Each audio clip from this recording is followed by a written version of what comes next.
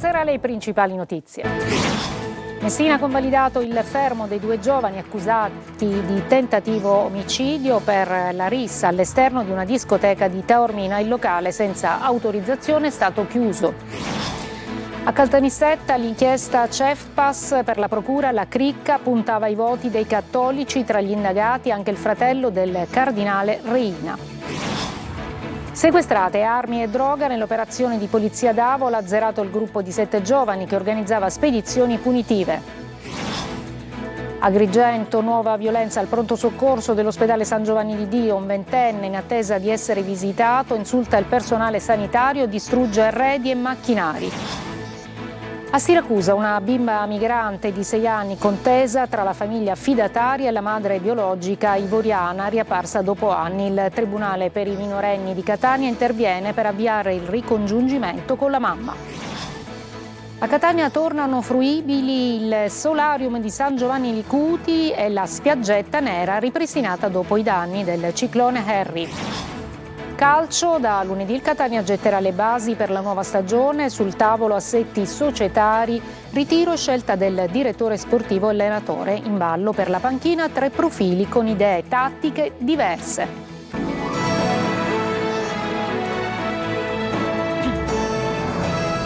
Eccoci, buonasera. A Messina è stato convalidato il fermo dei 2 giovani accusati di tentato omicidio per la rissa avvenuta all'esterno della discoteca di Taormina nella notte tra il 1° e il 2 giugno. Il locale senza autorizzazione è stato chiuso dal comune. Sentiamo Francesco Triolo. È stato convalidato dal GIP Salvatore Pugliese il fermo dei 2 giovani messinesi accusati di tentato omicidio per la rissa avvenuta fuori alla discoteca di Ipanema a Taormina nella notte tra l'1 e il 2 giugno. I 2 ragazzi, 24 e 25 anni, accompagnati dai propri avvocati Salvatore Silvestro, Giovanni Caro e Tommaso Calderone, hanno risposto alle domande del GIP, confermando quanto già detto al PM Fabrizio Monaco, che li aveva sentiti a lungo nella giornata di giovedì. Al GIP hanno raccontato la loro versione della vicenda, dicendo che la lite era iniziata all'interno del locale per una discussione con una ragazza e poi proseguita all'esterno, dove uno dei 2 è stato aggredito da una quindicina di giovani catanesi. Il ragazzo, che era alla guida dell'auto, ha sottolineato inoltre che la sua intenzione era solo quella di farli spaventare, piombando a tutta velocità con l'auto per interrompere il pestaggio dell'amico. I 2 ragazzi quindi restano in carcere mentre proseguono le indagini per individuare il gruppo di catanesi coinvolto nella rissa. Intanto, dopo una serie di approfondimenti e con un'ordinanza, il sindaco di Taormina Caterino De Luca ha disposto l'immediata cessazione dell'attività di intrattenimenti musicali e danzanti al Lido Ipanema Beach di Contrada Spisone. Il presupposto amministrativo è sostanzialmente dovuto al fatto che con il subentro dei nuovi proprietari, secondo il comune di Taormina, sarebbe stato necessario rinnovare anche la precedente licenza concessa dalla questura nel 2022, cosa che non è stata fatta, e quindi per il comune non vi era alcuna autorizzazione per quella serata danzante. Va avanti l'inchiesta sul Cefpas di Caltanissetta perché la procura sostiene che la cricca puntava anche ai voti dei cattolici. Tra gli indagati infatti c'è il fratello del cardinale Reina. Il servizio. Per la procura di Caltanissetta, la cricca che avrebbe gestito le assunzioni e le consulenze al Cefpas, l'ente pubblico per la formazione del personale sanitario in capo alla regione siciliana, si credeva onnipotente e capace di arrivare ovunque. Bastava ingraziarsi parenti e amici dei potenti. Un sistema di parentopoli e favoritismi che avrebbe avuto come obiettivo anche l'accaparramento del consenso elettorale tra i cattolici, tant'è che tra i 12 indagati compare anche Domenico Reina, fratello del cardinale Baldassarre, attuale vicario generale di Papa Leone per la diocesi di Roma. Un ruolo dominante, secondo l'accusa della procura, era quello del deputato regionale Riccardo Gallo Afflitto, che veniva chiamato Gesù e che manovrava tutto attraverso il direttore Roberto Sanfilippo e il suo braccio destro Gioacchino Pontillo. Nel caso del fratello del cardinale Reina era stata prevista una trattativa diretta del progetto per la realizzazione di una biblioteca digitale per il Cefpas, importo 128.000 euro.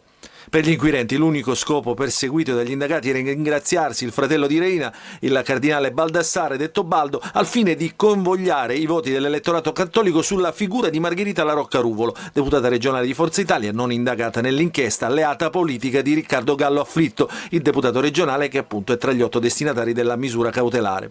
Per Gallo Afflitto, San Filippo e Pontillo la procura ha chiesto la custodia cautelare in carcere per gli altri, gli arresti domiciliari. Dalla presidenza della regione siciliana intanto si apprende che il governo non aveva rinnovato il mandato scaduto lo scorso marzo all'ex direttore del CEFPAS Roberto San Filippo ed era stato nominato come facente funzione l'attuale direttore amministrativo Pietro Maria Testai, fino alla nomina del commissario straordinario Gianluigi Amico. Ci spostiamo ad Avola nel Siracusano, sequestrate armi e droga nell'operazione della polizia e azzerato anche il gruppo dei 7 giovani che sono accusati di aver organizzato spedizioni punitive per il controllo del territorio. Francesco Aloi. Le foto con i Kalashnikov in mano per fare vedere a tutti chi comandava.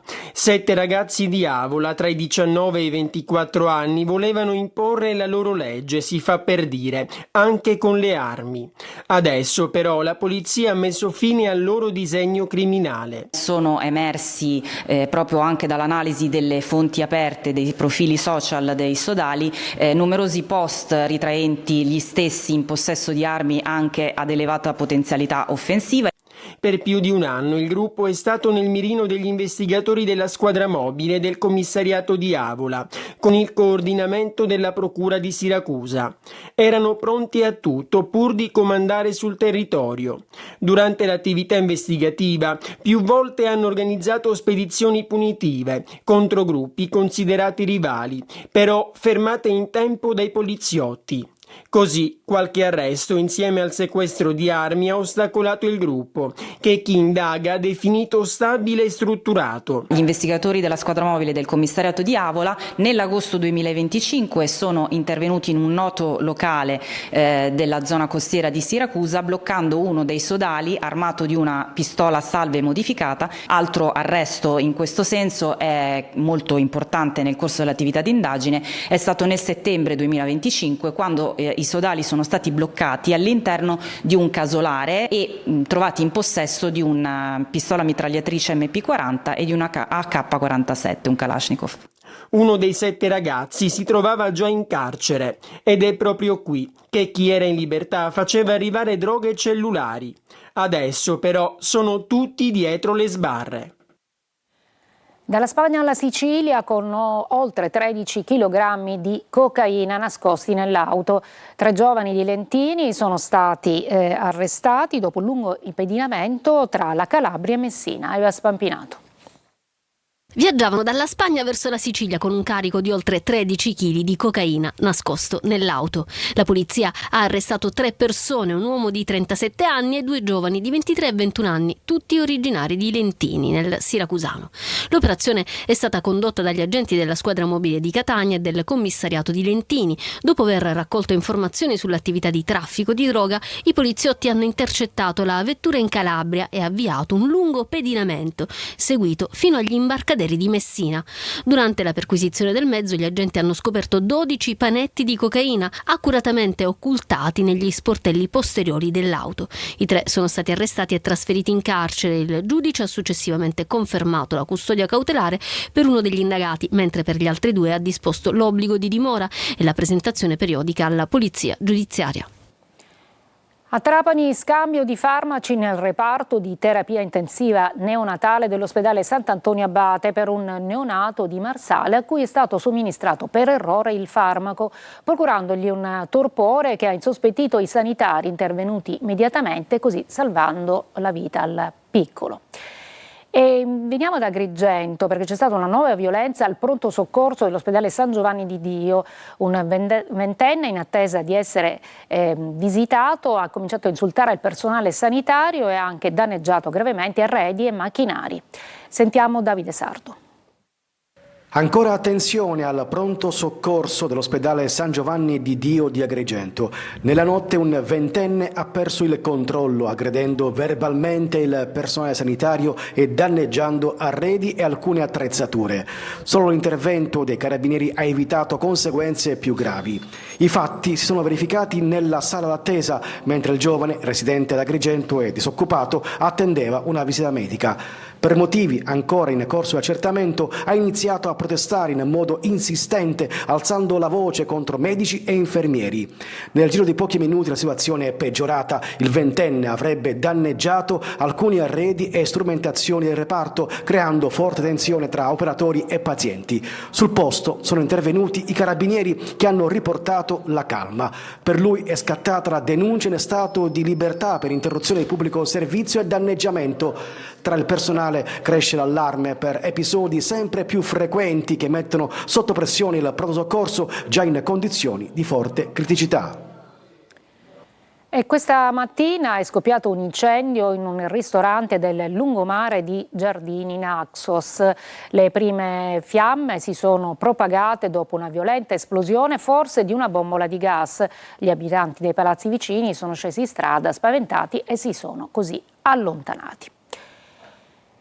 Una piccola migrante contesa tra i genitori e affidatari e la madre naturale. Per il Tribunale dei minorenni di Siracusa si configura il reato di maltrattamenti. La piccola è stata allontanata. Sentiamo Lorena Dolci. Costretta a scegliere tra i genitori affidatari, una coppia di Siracusa, e la madre naturale originaria della Costa d'Avorio, un macigno troppo grande per una piccola migrante di soli 6 anni, sbarcata in Sicilia 4 anni fa.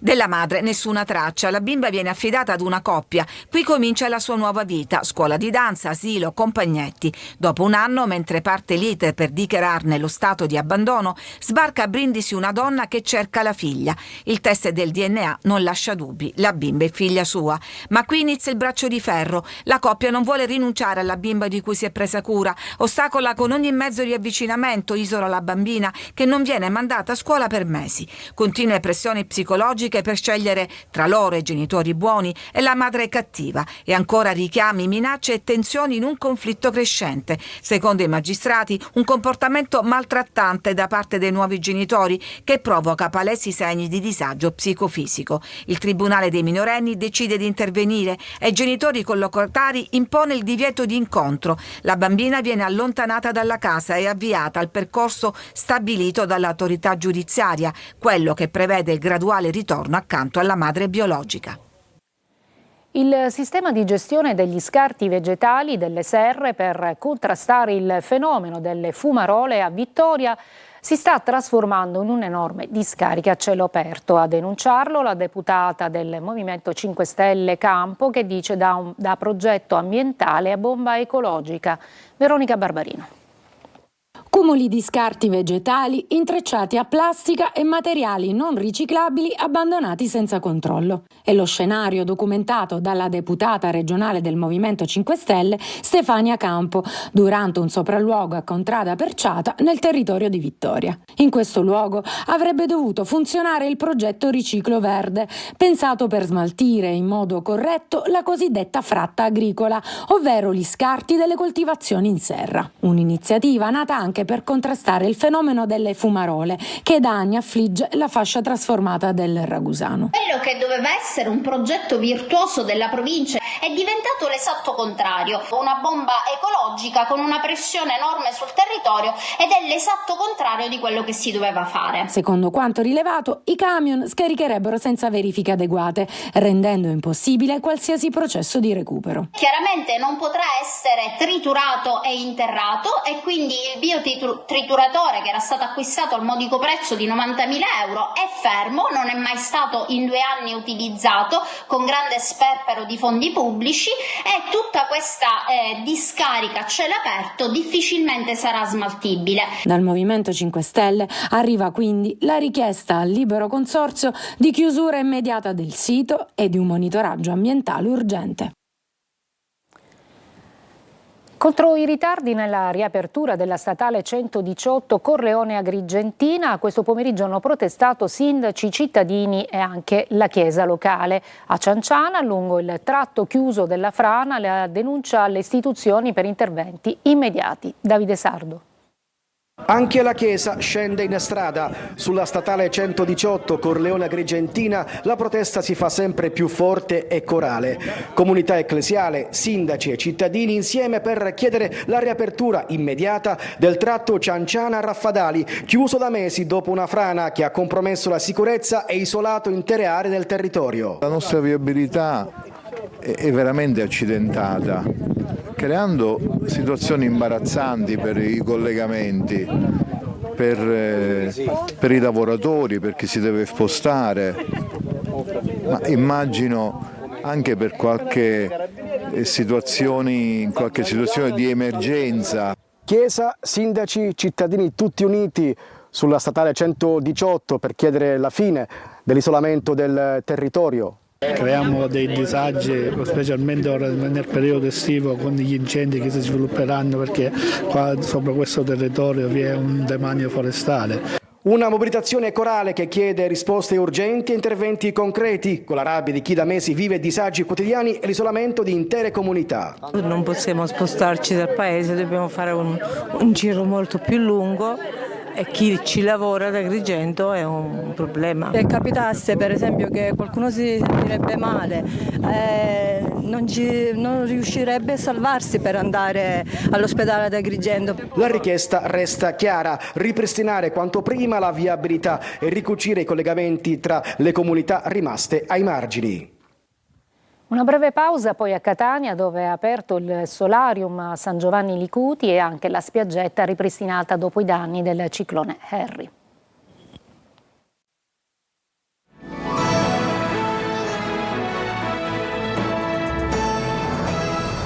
A Catania è entrato ufficialmente in funzione il solarium di San Giovanni Licuti, dotato di accesso anche per le persone con disabilità, insieme alla spiaggetta nera ripristinata dopo i danni causati dal ciclone Harry. La struttura è già frequentata da cittadini e turisti e l'assessore Guzzardi ha confermato che l'intervento è stato completato nei tempi previsti, mentre proseguono le verifiche e i lavori nelle aree del lungomare ancora danneggiate. Intanto continuano gli interventi sulle spiagge libere della Playa, la cui apertura è attesa nei prossimi giorni. La Sicilia ricorda Ivan Lobello, l'imprenditore scomparso prematuramente lo scorso anno, che da presidente regionale di Confindustria lottò contro la mafia, accusando anche chi non denunciava gli estortori. Ieri sera a Siracusa, città dove ha vissuto, c'è stato un convegno con le testimonianze di chi lo ha conosciuto. Francesco Loi. Chi paga il pizzo da noi e non denuncia gli estortori non può stare nel nostro sistema e quindi se si rifiuta di denunciare gli estortori viene allontanato dal nostro sistema. La sua lotta alla mafia la raccontava anche agli studenti. Ivan Lobello, presidente di Confindustria Sicilia dal 2006 al 2012, agli industriali ha sempre lanciato questo messaggio: denunciare gli estorsori. Ha richiamato la Sicilia e i siciliani a un riscatto dalla mafia, dal racket, e un po' potremmo fare un parallelo con Piersanti Mattarella, che chiedeva di mettere la Sicilia con le carte in regola. Un anno dopo la sua scomparsa a 62 anni, era il 28 maggio, nel Salone Borsellino di Palazzo Vermexio a Siracusa si ricorda l'imprenditore, l'uomo che a 35 anni entra nel CDA del Banco di Sicilia. Ma era soltanto l'inizio della sua scalata. Per me è stato un punto di riferimento in questo territorio, tant'è che l'ho nominato presidente del Banco di Sicilia nel 2008, passaggio per me importantissimo. Ivan Lobello guardava al futuro con fiducia. Uno dei motori dello sviluppo è la cultura e lui lo sapeva bene. Per questo a Siracusa ha organizzato l'Ortigia Festival, che ha portato in città i grandi nomi del teatro e non solo. Questo è stato un messaggio veramente dirompente che ha attratto anche una grande quantità di investitori. A Palermo adesso questo pomeriggio primo assaggio della festa matrimoniale di Dua Lipa e Callum Turner, città blindata, impossibile avvicinarsi a Palazzo Palagonia, ma c'è anche chi contesta con manifesti la decisione della coppia di chiudere e di blindare quindi l'evento. Marco Gullà. E qui la festa sì, ma per pochi. Entrano nel Viva Palermo i festeggiamenti per le nozze della pop star Dua Lipa e dell'attore Callum Turner. Attorno a Piazza Sant'Anna l'area è completamente blindata. Dietro le transenne ci sono giovani e turisti che aspettano l'arrivo dei super ospiti VIP per la festa organizzata dalla pop star.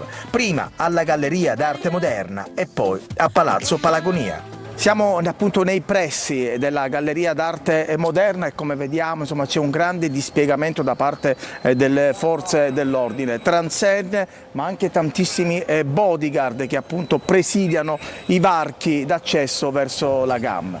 Non solo fan e curiosi, c'è anche chi contesta. Su alcuni muri nel centro storico sono apparsi manifesti, poi strappati da qualcuno della security della coppia, in cui c'era scritto "Palermo is not for rent", la nostra piazza non è il tuo salotto. Penso che possa portare veramente tantissimo, diciamo, una bella immagine per tutto il panorama siciliano e può essere un'occasione economica molto importante. Orgoglioso, cioè quando cammino anche io per la città penso che sia una città troppo bella, non riesco a trovare paragoni con altre città, quindi sono felice che sia apprezzata anche da altre persone del resto del mondo, diciamo. Al momento dell'arrivo degli ospiti, intorno alle 17:30, curiosi, fan e giornalisti vengono fatti allontanare. Cortesemente ci spostiamo tutti, grazie. Domani la festa si sposterà a Villa Valguarnera Bagheria, altro evento super blindato. Una breve pausa, poi il calcio, non quello giocato, ma quello invece che si sta programmando per il Catania.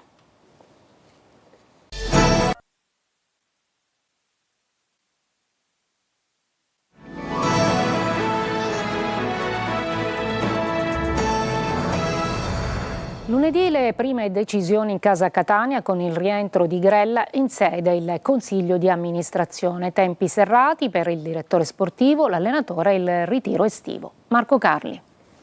Lunedì la giornata delle prime decisioni. L'ho anticipato Pelligra con la notizia del CDA, ma lunedì è anche il giorno del ritorno in sede di Grella, a cui il presidente ha in 2 occasioni, nota riservata alla stampa e incontro a Torre del Grifo, rinnovato la fiducia per quello che è un socio nella proprietà. Si parlerà anche del lavoro estivo, con la speranza di partire subito a Torre del Grifo, ma prende corpo l'opzione 2, con prima parte fuori Catania e seconda in sede, anche perché la stagione comincerà prima di Ferragosto con la Coppa Italia. La scelta poi è relativa all'allenatore e sarà quella che determinerà anche la definizione della rosa, con un mercato da fare in stretta collaborazione con il DS.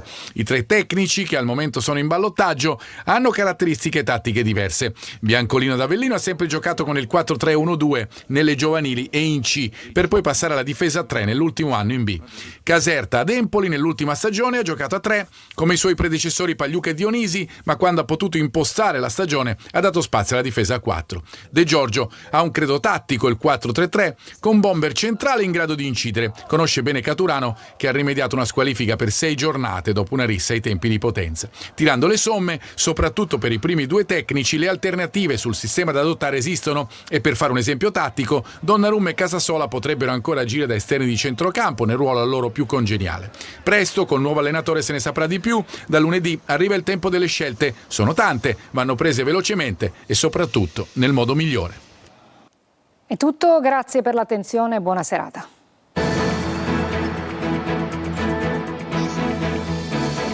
Entra nel mondo dell'informazione con l'app Sicilia Web.